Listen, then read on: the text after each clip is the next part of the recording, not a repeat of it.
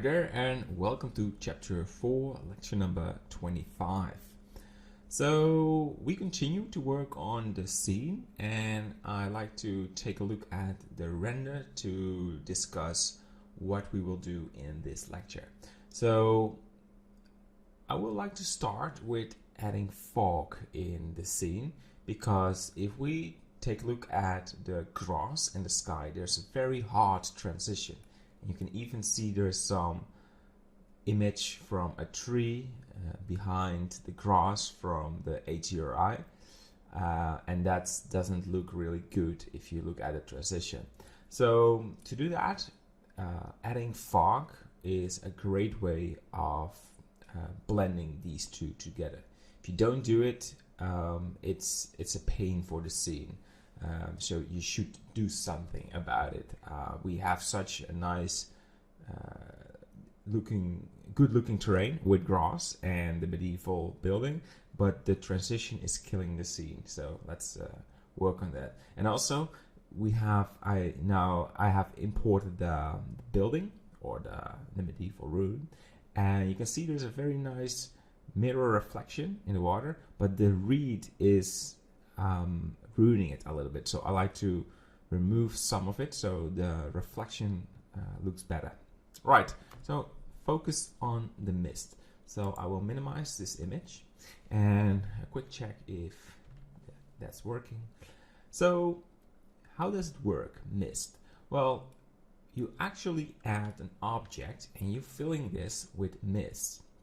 So I like to go to add, mesh, and add a cylinder and press tab and turn off proportional editing and scale this a bit more as Z, so it needs to cover the scene, something like this.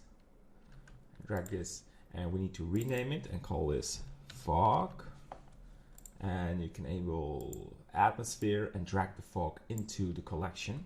So now it's stored well. But now we do not have a clear view on our scene. So what you need to do is go to the object data and go to object properties. This is the object data and this is the object properties. So keep in mind. And change display as to wire. So now you have a clear view. This doesn't do anything about the rendering, so if I should make a render, you will see the cube. But just for the visibility, it's a great thing to change this to wire. All right, so the mist, how does it work? Well, you go to the material, you go for a new material and call this fog. And by default, it's showing you the principled BSDF. I like to click it and go for the volume scatter. All right. So the default node setup is you have this left click on it, you have this volume scatter and the material output. So with these settings, you can define how much mist you have in the scene. All right, but this output goes into the surface, and that should look really weird. You should have a sort of a black render. So put the output into the volume, and let's just show what happened. So I press Z and go for a render. Of course, we have the render time, so every time I have to wait, I pause the video. And there we go. So what is happening is, because there is one value of density, there is no way the light is coming through the mist. So if I should change this, for example, to 0.1, and we wait again, you can already see there's some noisy things going on. So there's still a black image, but there is noise. So if I change the aneosophy to 0.9, there will be a difference, but the density is still way too high. So we will lower this to, for example, to there's even more black now. So let's change this to 0.01. It's still too high, but I like to show you slowly what is happening when changing the values, instead of just picking a value without showing you the effect of the mist. So a value of 0.01 does have effect on the scene. So it will be a sort of blurred, and you can see depth in the scene. So that is very important if you like to work on a transition. So what I like to do before we continue is also increase the amount of samples in the scene. So we go to the Eevee render settings, go to light pad, and you need to increase the volume to 4. There we go. Look at that. That has an immediately effect on the brightness, because now you also have the rays interacting with the volume a bit more, and that will show a much more noisy image, but also way more realism. All right, so a value of 0.01 is still way too much, but if I go for a value, for example, to 0.005, that will be a very nice value. So again, we have to wait for the HDRI, but that's no problem.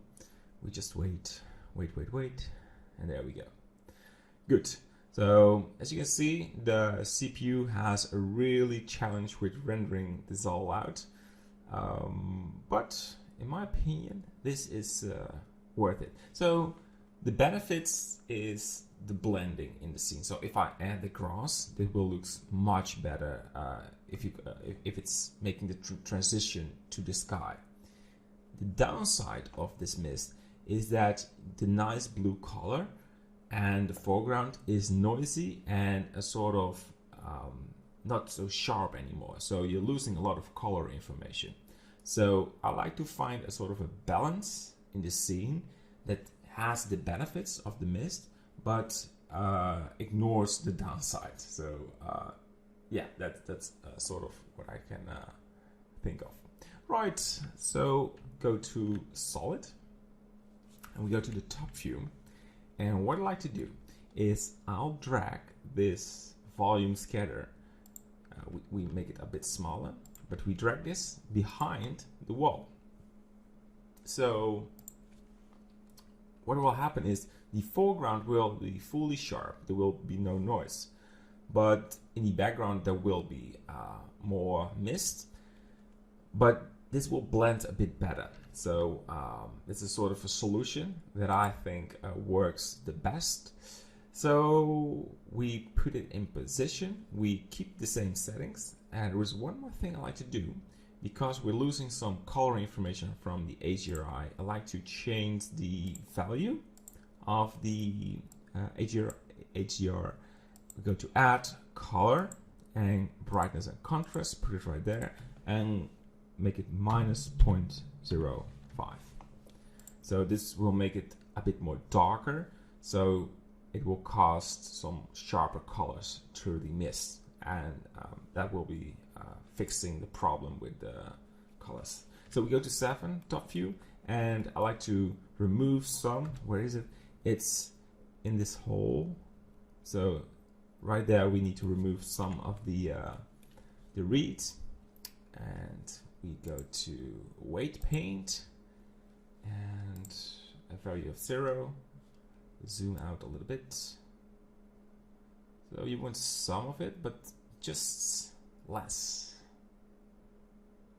There we go.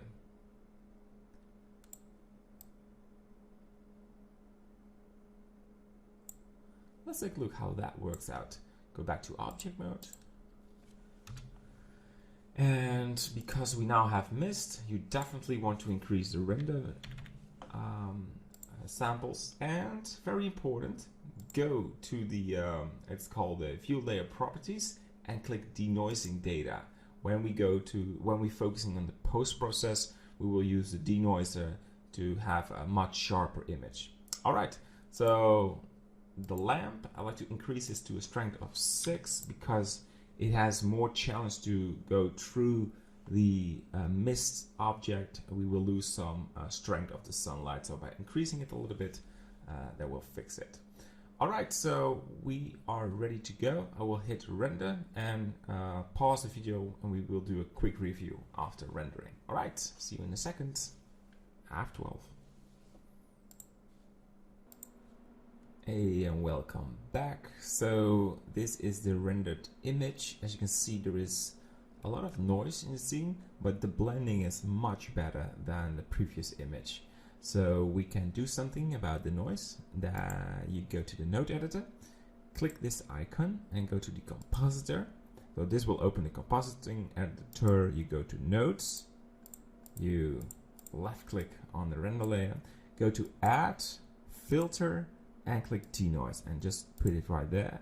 Then you want the noisy image, you want the denoise normals into the normal, and you want the denoise albedo in the albedo.